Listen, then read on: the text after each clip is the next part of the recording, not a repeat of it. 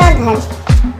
तुम्हें कितनी बार बताया है, मेरे तैयार होने से पहले मेरा नाश्ता तैयार हो जाना चाहिए। शादी के 25 सालों बाद भी मुझे क्यों बार बार एक ही बात बतानी पड़ती है? लता, तुम्हें क्या है? तुम तो आराम से घर पर रहोगी, मुझे काम पर जाना पड़ता है।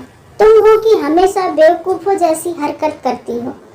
अगर तुम यह जानबूझकर करती हो तो याद रखना, मुझसे बुरा कोई नहीं होगा। आज भी प्रशांत का पारा चढ़ा हुआ था। इन कटु शब्दों में अपना गुस्सा उतारते हुए, गीला तौलिया कुर्सी पर फेंकते हुए प्रशांत गुस्से से लता की तरफ देखने लगा। लता के लिए प्रशांत का यह बेवजह का गुस्सा कोई नई बात नहीं थी। वह महीनों में 3-4 बार ऐसे ही लता पर बरस पड़ता था। पहले पहले लता उसका विरोध किया करती थी, लेकिन जब सालों तक प्रशांत में कोई बदलाव नहीं दिखा तो लता ने खुद को ही बदल दिया। अब प्रशांत के कुछ भी कहने से लता को कोई फर्क नहीं पड़ता था।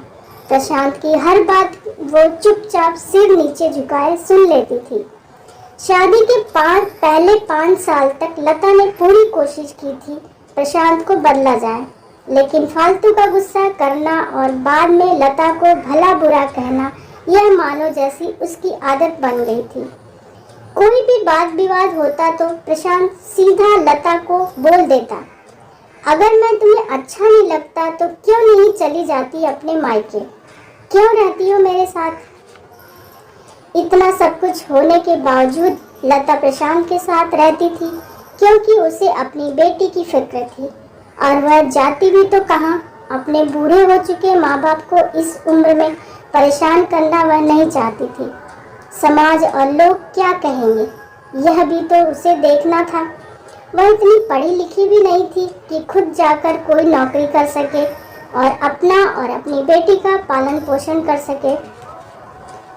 लता को अब अपनी फिक्र नहीं थी, उसको फिक्र थी तो बस अपनी शादी लायक हो रही बेटी की। लता नहीं चाहती थी कि पति पत्नी के झगड़े की वजह से काव्या डिस्टर्ब हो। काव्या की पढ़ाई पूरी हो चुकी थी, उसके लिए अब शादी के रिश्ते आने लगे थे। कई रिश्तों को काव्या ठुकरा चुकी थी। 2-3 महीनों बाद एक अच्छा रिश्ता आया। रिश्तेदारों और पहचान के लोगों ने भी लड़के के बहुत गुणगान किए थे। प्रशांत एक शाम अपनी बेटी के पास बैठकर उसे बताने लगा, काव्या बहुत अच्छा लड़का है, पढ़ा लिखा है, बड़ा घर है, बहुत अच्छी नौकरी है। ऐसे रिश्ते बार बार नहीं आते बेटा, इस बार मना मत करना। काव्या अपने पिता से ज्यादा बात नहीं करती थी, शायद डरती थी या शायद नफरत करती थी, लेकिन आज वो अपनी पूरी हिम्मत इकट्ठा कर बोली, मुझे अभी शादी नहीं करना है पापा, मैं नौकरी करना चाहती हूँ, खुद अपने पैरों पर खड़ी होना चाहती हूँ। हाँ तो उसमें क्या बड़ी बात है, मैंने लड़के से बात की है, वह तुम्हें किसी बात के लिए नहीं रोकेगा।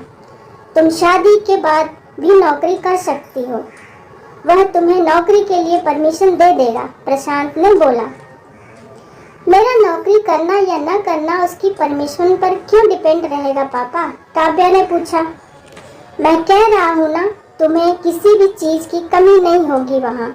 ऐसे रिश्ते बार बार नहीं आते, इसे ठुकरा मत, बहुत खुश रहेगी तू वहाँ। प्रशांत बोला, पापा क्या मैं उतनी ही खुश रहूंगी जितनी मम्मी इस घर में खुश है? काव्या ने तंज कसते हुए कहा, आज तुम्हारी जुबान कुछ ज्यादा नहीं चल रही है? प्रशांत गुस्से से आंखें बड़ी करते हुए बोला, पापा मुझे शादी ही नहीं करनी है, क्योंकि शादी के बाद अगर वह लड़का आपके जैसा निकला तो मैं क्या करूंगी? मुझे आपके जैसा जीवन साथी नहीं चाहिए जो बिना बात के मुझ पर हमेशा चिल्लाए। मुझे कुछ भी अपनी पसंद का लेना हो तो 10 बार सोचना पड़े, कहीं वह नाराज ना हो जाए। मेरी तबीयत कैसी भी हो उसे परवाह ना हो। रोटी थोड़ी सी मोटी बन जाए तो घर सर पर उठा ले, उसकी चेक बुक ना मिले तो भी मेरा ही दोष निकाले और हर छोटी मोटी बात पर मुझे मायके जाने के लिए कहे। काव्या ने अपना दिल खाली करते हुए पापा से सब कह दिया।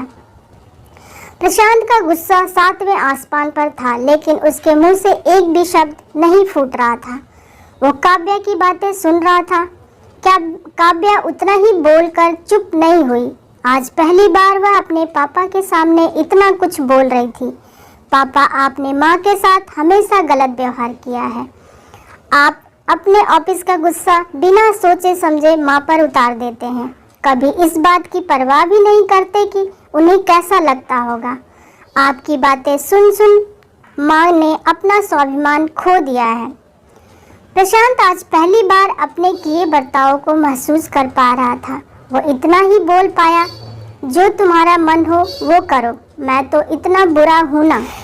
काव्या ने प्रशांत का हाथ पकड़ा और बोली, पापा, मुझे सिर्फ एक सवाल का जवाब दे दो। क्या आप चाहेंगे कि मेरा पति आपके जैसा हो? अगर आपका जवाब हाँ है तो कर दीजिए मेरा रिश्ता आज ही, और ना है तो मुझे आत्मनिर्भर बनने दीजिए। प्रशांत कुछ भी ना बोल पाया और वहां से चुपचाप बाहर चला गया। आज उसे लता के सामने जाने में शर्म आ रही थी। चलते चलते उसकी आंखों से आंसू बह रहे थे। प्रशांत ने आज से अपने आप को बदलने का निश्चय किया। अगले दिन से लता ने अपने पति में काफी बदलाव देखा। वह सोचने लगी कि जो हिम्मत काव्या ने दिखाई है, वह हिम्मत अगर मैं पहले ही दिखा देती तो शायद आज परिस्थितियां कुछ और होती। अब काव्या पढ़ लिख कर अच्छी नौकरी करने लगी थी और 3 साल बाद उसके लिए एक अच्छा रिश्ता आया और उसकी विदाई पर प्रशांत बोला, बेटा, तू हमेशा खुश रहेगी क्योंकि तेरा पति तेरे बाप जैसा नहीं है।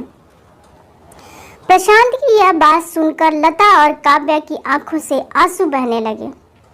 दोस्तों, हमारे समाज में औरतों को भले ही देवी का दर्जा दिया जाता है, लेकिन वह स्वतंत्रता नहीं दी जाती जो उन्हें देनी चाहिए। उन्हें बचपन से ही बताया जाता है कि वह पराया धन है। स्कूल से आने में देर हो जाए तो पिटाई मिलती है। मोबाइल पर बातें करते हुए दिख जाए या खिड़की से झांकते हुए दिख जाए तो शक किया जाता है। माँ बाप का घर तुम्हारा नहीं है, पति का घर ही तुम्हारा घर है। जीवन भर ये बातें बता बता कर उन्हें ससुराल भेज दिया जाता है और एक दिन किसी छोटे मोटे झगड़े में ससुराल वालों से उन्हें सुनना पड़ता है कि इस घर को छोड़ दो और मायके चली जाओ। अब आप ही बताओ दोस्तों, ऐसी स्त्रियों का सच्चा घर कौन सा? आखिरकार वह किस घर को अपना कहे? दोस्तों, उम्मीद है यह कहानी आपके दिल को छू गई होगी। कहानी सुनने के लिए आपका बहुत बहुत धन्यवाद। जय हिंद, जय भारत।